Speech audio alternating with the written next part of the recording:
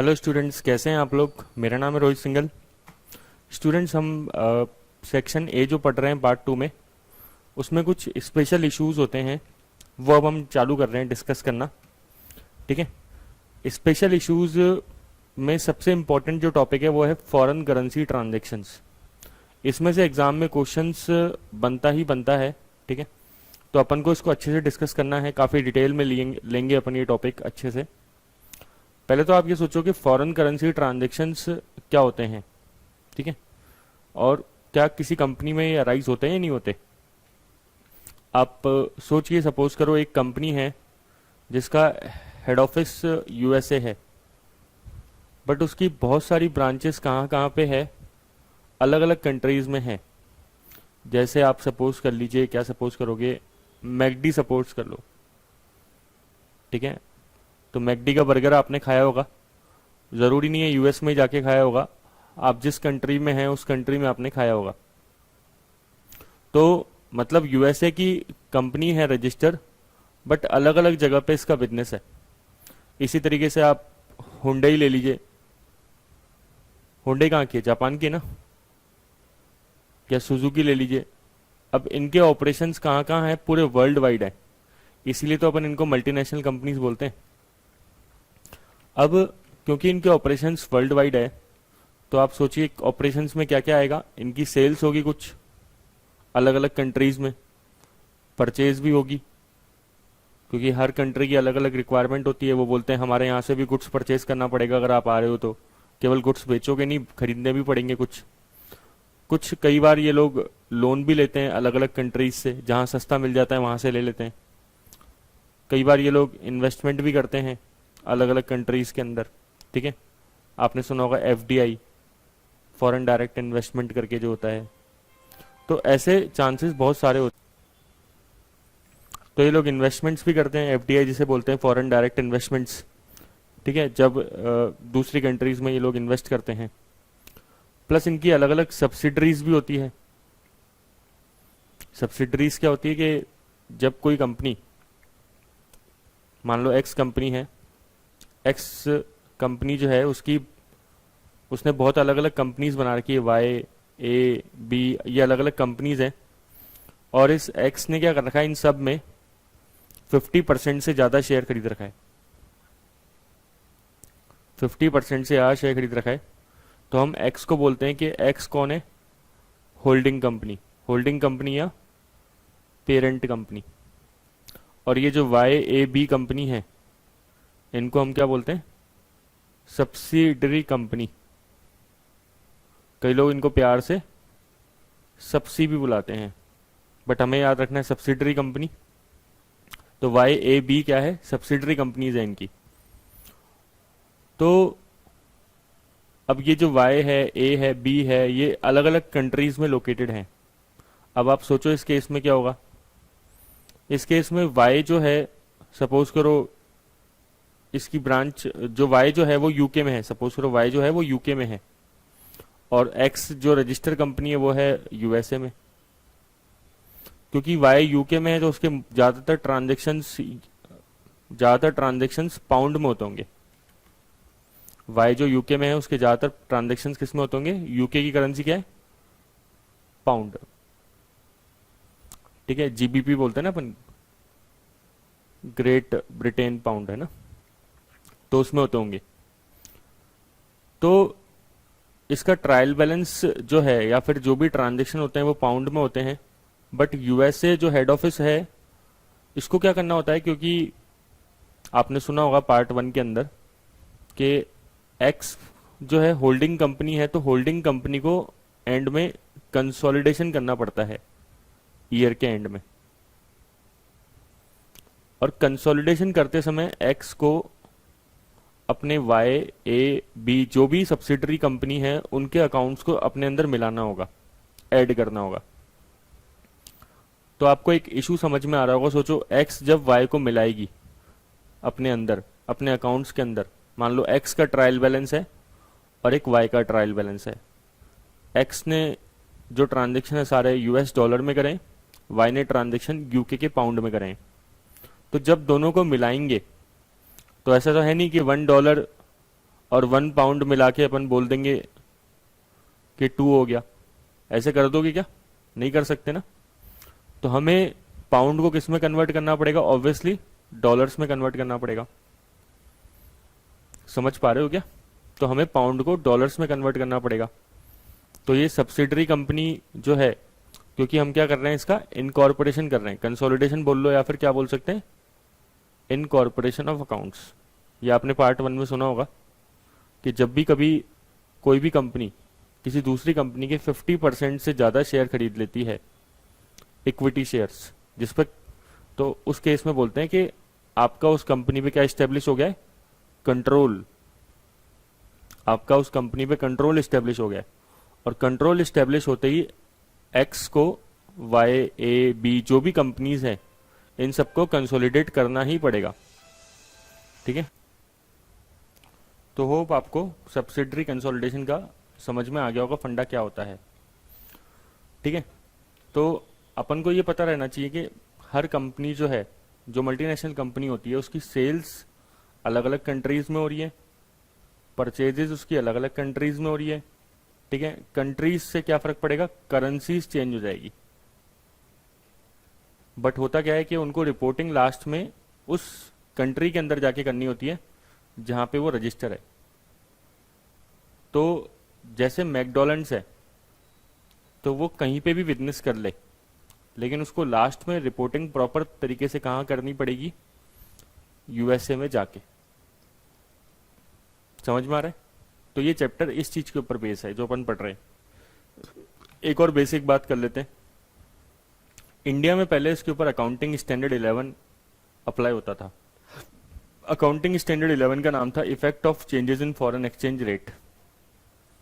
Effect of changes in foreign exchange rates. Foreign exchange को अपन forex भी कहते हैं शॉर्ट में। ये डेल्टा मतलब चेंज का साइन होता है, effects of change in foreign exchange rate. But आपको पता है कि इंटरनेशनल अकाउंटिंग स्टैंडर्ड या फिर आईएफआरएस जिसे अपन बोलते हैं, तो वो आए और उन्हें कोई उन्हीं चीज़ों को फिर इंडिया ने भी अडोप्ट किया। जैसे इंटरनेशनल अकाउंटिंग स्टैंडर्ड जो है इस फॉरेन एक्सचेंज पे जो अपन अभी पढ़ रहे हैं टॉपिक, उस पे है IAS 21। समझ में आ रहा है? International accounting standard number 21। और IAS 21 जो है, क्योंकि इंडिया ने कॉपी करे हैं सारे के सारे, इंडियस बना दिए इंडियन अकाउंटिंग स्टैंडर्ड, तो उसे बोलते हैं इंडियस 21। और बाकी अंदर जो है मैटर वो सेम रहता है।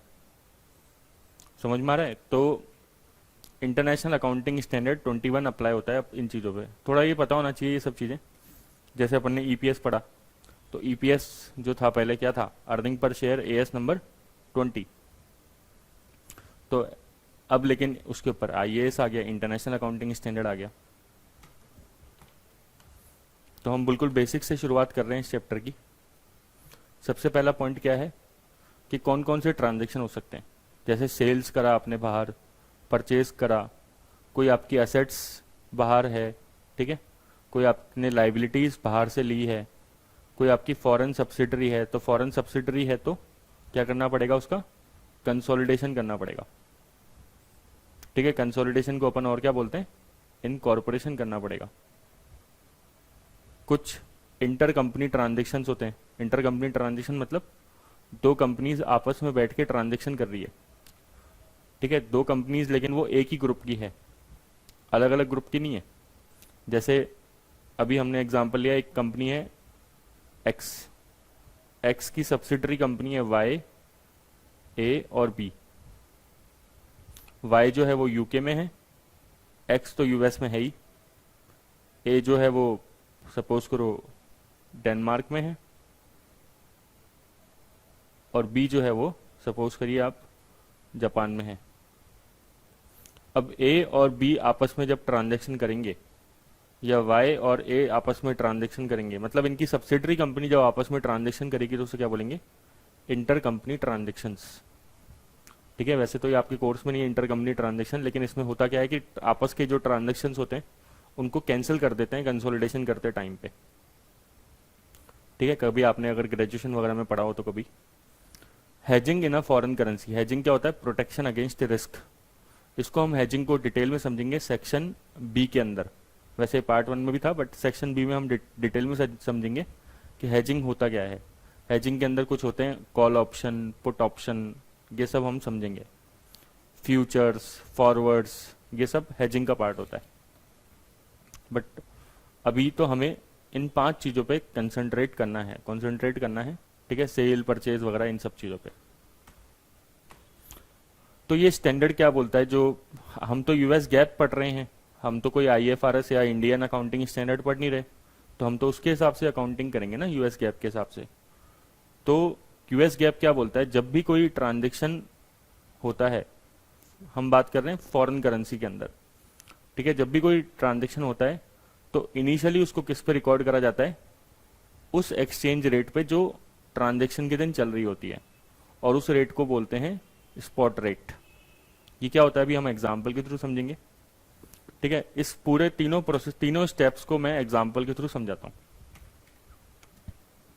अब सपोज करिए आपकी कंपनी है एक्स लिमिटेड, ठीक है, और वो कहाँ रजिस्टर है, यूएसए के अंदर।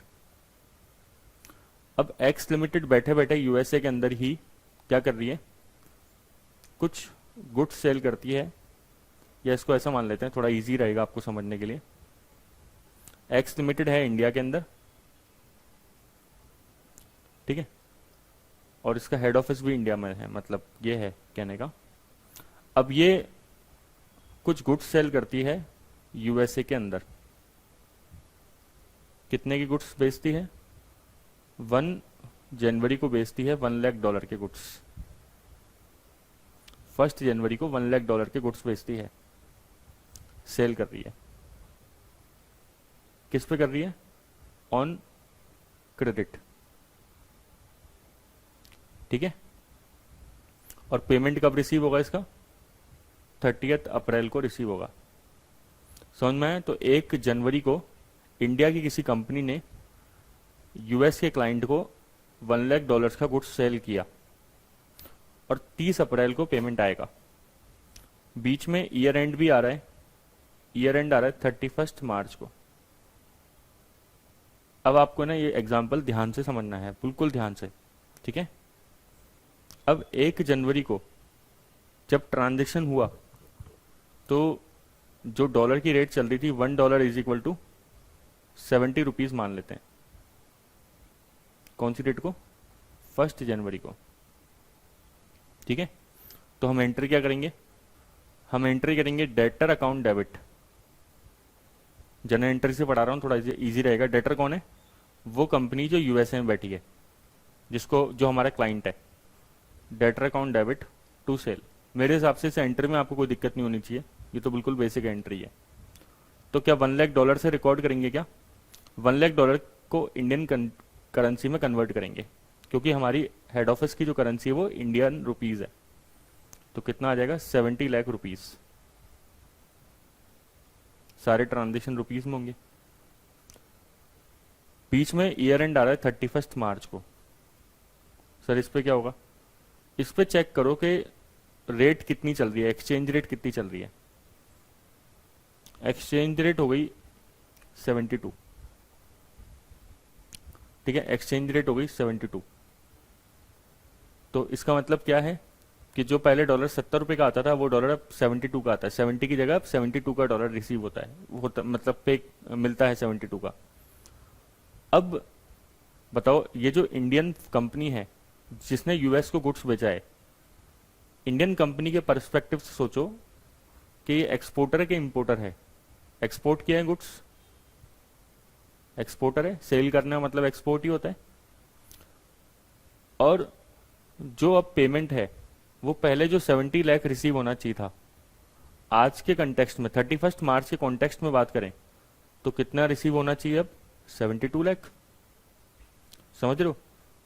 हालांकि पेमेंट रिसीव होगा 30 अप्रैल को, बट क्योंकि बीच में ईयर एंड आ गया, ईयर एंड आ गया मतलब कट ऑफ डेट आ गई, इसे बोलते हैं कट ऑफ डेट आ गई, तो हम अब अपने डेटर्स को रीस्टेट करेंगे। क्या बोलते हैं, रीस्टेट करेंगे। हम अपने डेटर्स को रीस्टेट करेंगे। तो कितने बुक करेंगे डेटर्स अब, पहले 70 के थे, अब हम 72 के हिसाब से बुक करेंगे। तो हमें फायदा होगा नुकसान होगा? पहले 70 लाख मिलने चाहिए थे, बट अब रेट बढ़ गई तो 72 लाख मिलेंगे, तो फायदा हो गया। Debtor account debit to sales. Sales ना लिख के हम क्या लिखेंगे? Debtor account debit to foreign exchange gain, to gain foreign exchange gain. कौन सा गेन है ये? फॉरेन एक्सचेंज गेन है। और कितने का हुआ? 2 लाख का हुआ। भाई 70 लाख के तो डेटर ऑलरेडी बुक कर चुके हैं, तो 72 के थोड़ा करेंगे, केवल जो डिफरेंस है 2 लाख का वो बुक कर देंगे और बोलेंगे गेन। इस गेन को हम अपने P&L में डाल देंगे, इनकम स्टेटमेंट में, स्टेटमेंट ऑफ P&L के अंदर। समझ में आया? अब जो डेट आएगी वो आएगी फाइनल डेट 30 अप्रैल, जिस दिन क्या होगा? फाइनल सेटलमेंट होगा। अब $1 कितने का हो गया? सपोज करो अब $1 69 का हो गया। अब बताओ भाई क्या हुआ? आपने सबसे पहले सोचा था 70 लाख मिलेंगे, फिर आपने 31 मार्च को सोचा कि 2 लाख और मिलेंगे, 72 मिलेंगे, लेकिन अब तो क्या हो गया? 69 का रह गया डॉलर, उल्टा हो गया ये तो। ठीक है, तो अब हमारे लिए क्या हुआ? फायदा हुआ नुकसान हुआ? नुकसान हो गया, क्योंकि हमें अब कम मिलेगा। कितना कम मिलेगा बताओ?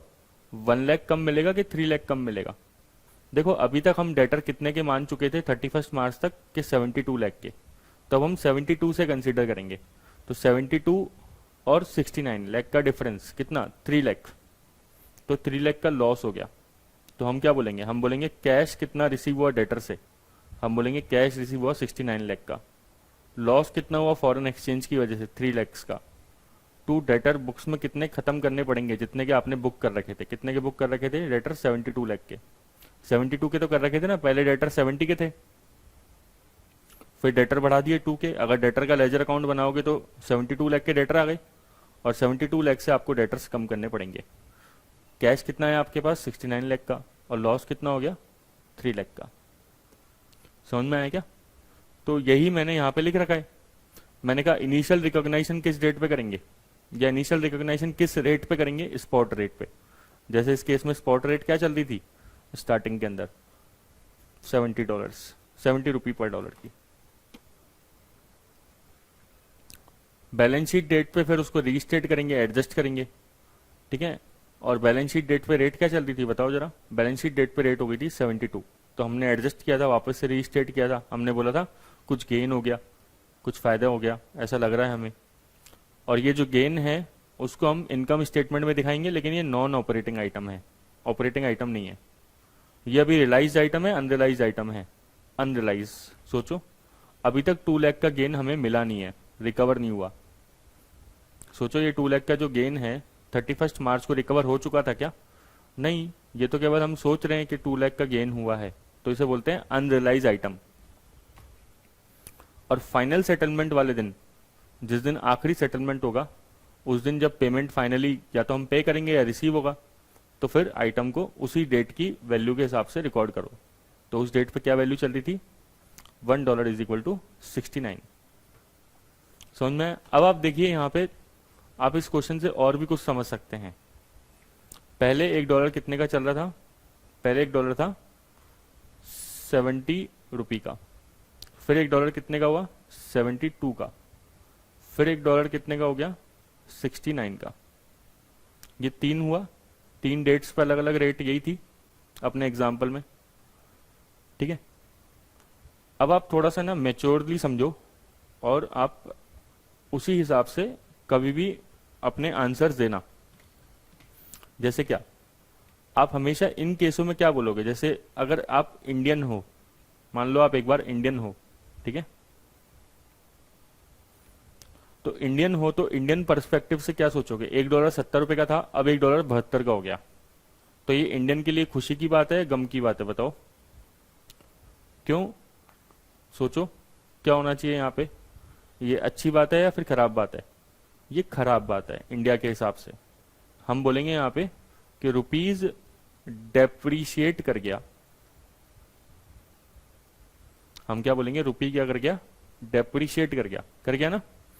पहले $1 70 का था, अब $1 72 का हो गया, 72 का हो गया, तो रुपी डेप्रिशिएट कर गया। फिर $1 72 का था, फिर $1 69 का हो गया, तो अब हम क्या बोलेंगे, रुपी क्या कर रहा है यहाँ पे, एप्रिशिएट कर रहा है। रुपी यहाँ पे क्या कर रहा है, एप्रिशिएट कर रहा है। सर इस बात से फर्क क्या पड़ता है, एप्रिशिएट करे या डेप्रिशिएट करे? देखो ये चीजें ना पता होनी चाहिए फर्क क्या पड़ता है, क्योंकि इनडायरेक्टली एग्जाम में तो काम आ सकती है, ठीक है, डायरेक्टली पता नहीं पूछे या नहीं पूछे, क्योंकि एग्जाम में डायरेक्टली आपके कोर्स में तो है नहीं ये चीजें, बट आप जब प्रैक्टिकल लाइफ में देखते हो ये सब चीजें बहुत काम आती है, ठीक है। अब जैसे ये बताओ, $1 70 का था और $1 72 का हो गया। फर्स्ट केस देखो आप, इस केस में इंडियन इंपोर्टर और इंडियन एक्सपोर्टर का परसेप्शन सोचो, किसको फायदा होगा किसको नुकसान होगा। अब आप मान लो इंडियन इंपोर्टर हो, ठीक है, आप रॉ मटेरियल इंडिया के बाहर से इंपोर्ट करते हो। सपोज करो आप इंडिया में सोलर एनर्जी का प्लांट लगा रहे हो, तो आपने सोलर पैनल्स इंपोर्ट करे यूएसए से, उधार खरीदे हैं ना, ठीक है, 2 महीने 3 महीने बाद पेमेंट करोगे। पहले $1 70 का था, अब $1 72 का हो गया, 72 का हो गया। अब फील लेके आओ अंदर अपने और सोचो कि आपको नुकसान हुआ as a importer, Indian importer, या फायदा हुआ? आपको लॉस हो गया, ठीक है। तो आप ये चीज हमेशा याद रखो कि जब भी रुपी डेप्रिशिएट करता है तो इंपोर्टर्स को क्या होता है, लॉस होता है। इसको रटने की जरूरत नहीं है, इसको आप कॉन्सेप्चुअली सोच सकते हो ऐसे आराम से मेरे हिसाब से। तो क्यों?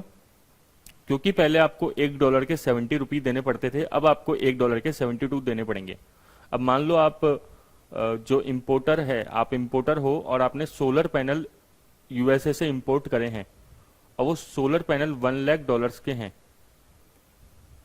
वो सोलर पैनल $1 लाख के हैं, ठीक है। तो अब आप पहले जो 70 लाख देते थे, अब आपको कितने देने पड़ेंगे उसके बदले? 72 लाख।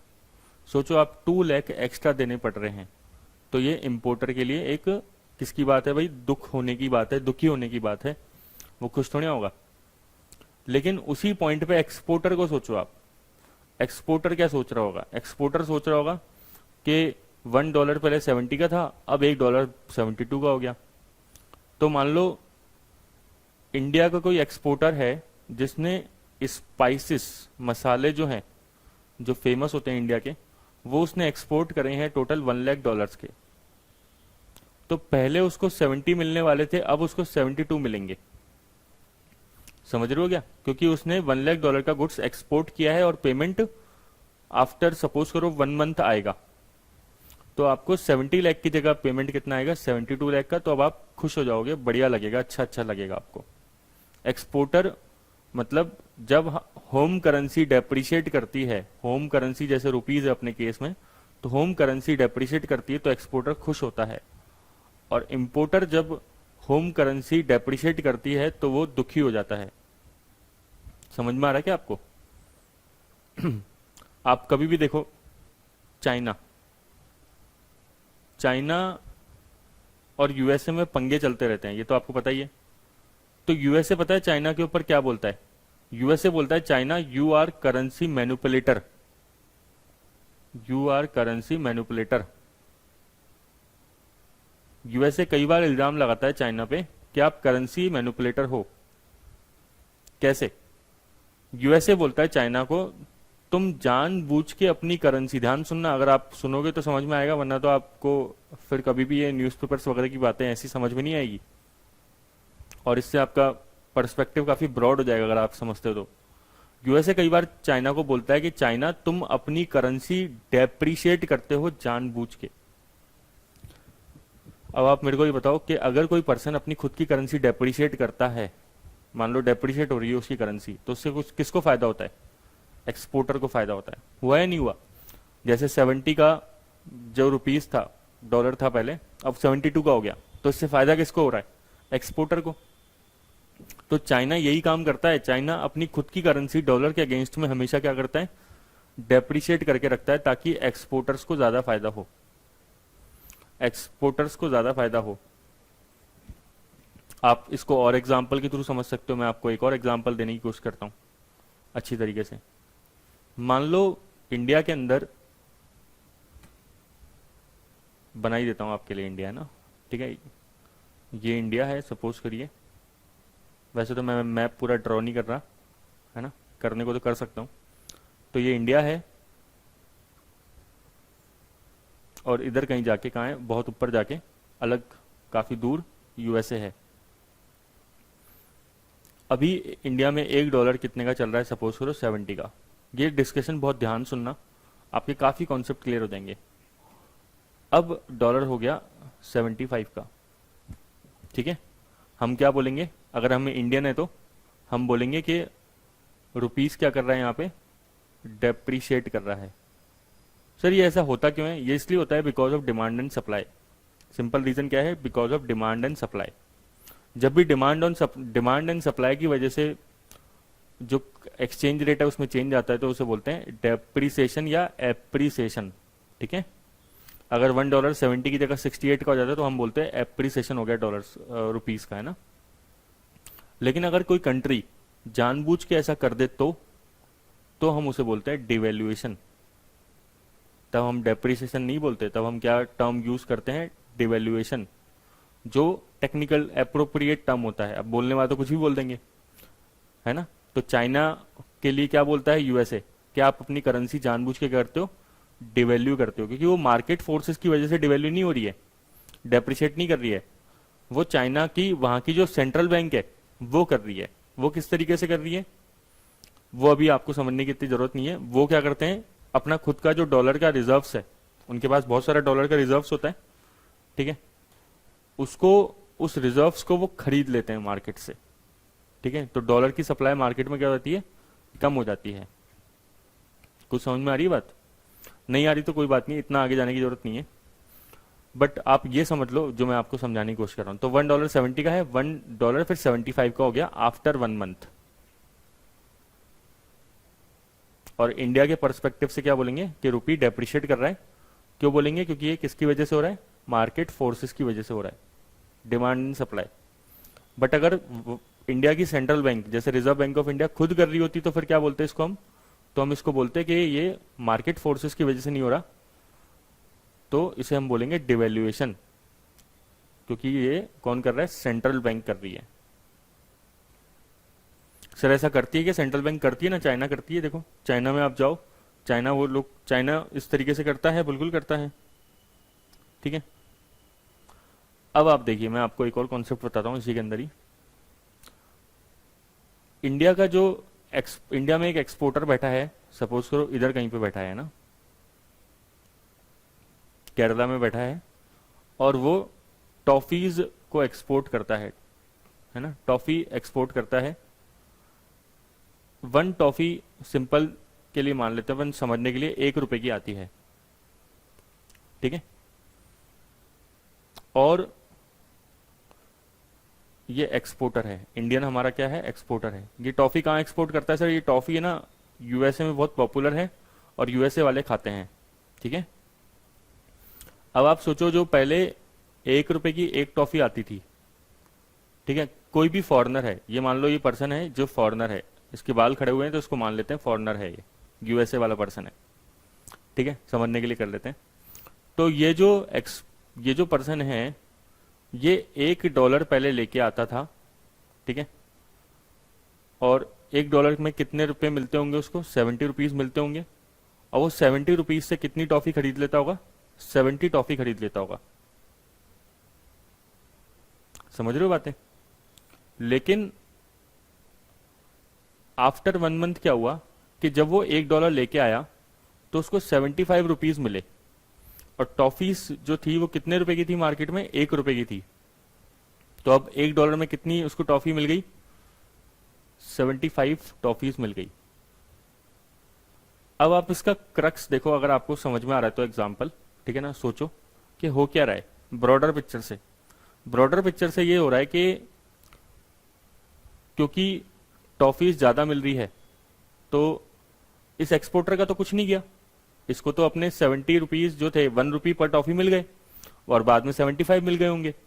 तो ये जो एक्सपोर्टर जो बैठा है केरला के अंदर, इसको तो कोई दिक्कत नहीं है टॉफीज एक्सपोर्ट करने के अंदर, आराम से कर सकता है। ठीक है, इससे क्या होगा कि ये जो पर्सन यूएसए में इंपोर्ट कर रहा था, क्योंकि उसको लग रहा है कि अब पहले 70 मिलती थी अब 75 मिलेगी, तो वो अपने यहाँ पे जो कंजम्पशन है वो बढ़ा देगा। मतलब कुल मिला के कह दो आप कि इंडिया के जो एक्सपोर्ट है ना वो इससे इंक्रीज हो जाएंगे, क्योंकि बाहर वाले फॉरेनर को मजा आएगा। वो बोलेगा भाई पहले 70 मिलती थी अब 75 मिलेगी तो बढ़िया है, 75 मिल रही है अब मजा आ रहा है मेरे को, तो बढ़िया चीज है। तो वो और बेचना चालू कर देगा, वो और खरीदना चालू कर देगा। ठीक है, तो आप देखिए जब भी, अब क्रक्स ये है कि हमारी करेंसी डेप्रिशिएट करी है, हमारी करेंसी डेप्रिशिएट करी है, और हमारे इससे क्या हो रहे हैं, एक्सपोर्ट बढ़ रहे हैं।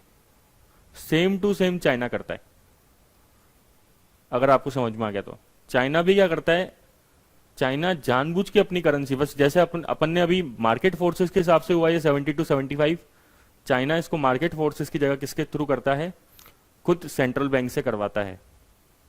ठीक है, और सेंट्रल बैंक से करवाने के बाद जैसे ये 75 पे हो जाएगा तो फिर आप देखना कि हमारे एक्सपोर्ट क्या हो जाएंगे, बढ़ जाएंगे, क्योंकि यूएसए को लगेगा कि, यूएसए वाले क्लाइंट को लगेगा कि इंपोर्ट्स बिकम चीपर, अवर इंपोर्ट्स बिकम चीपर।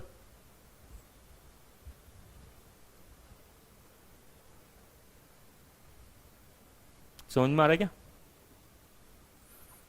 तो अगर आप थोड़ा और, सर थोड़ा क्रिटिकल एनालिसिस करके दिखाओ इसका और भी ऐसा, लेकिन फिर इंडिया क्यों नहीं करता है, इंडिया अपने एक्सपोर्ट क्यों नहीं बढ़ाता?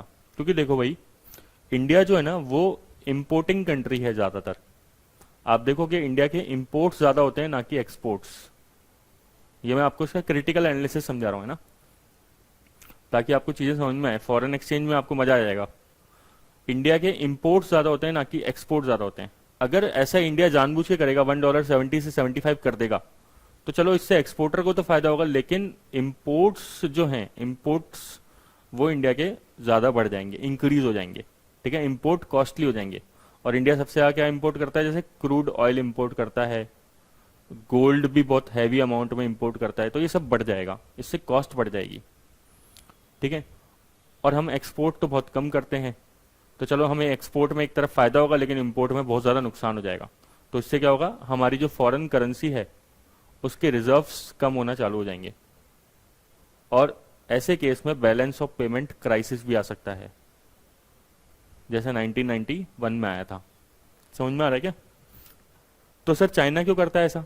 चाइना इसलिए करता है ऐसा क्योंकि चाइना एक्सपोर्ट पे ज्यादा डिपेंड है ना कि इंपोर्ट्स पे, इसलिए चाइना आराम से कर सकता है। दूसरी बात, चाइना के पास जो फॉरेन एक्सचेंज रिजर्व्स हैं वो वर्ल्ड में सबसे ज्यादा हैं।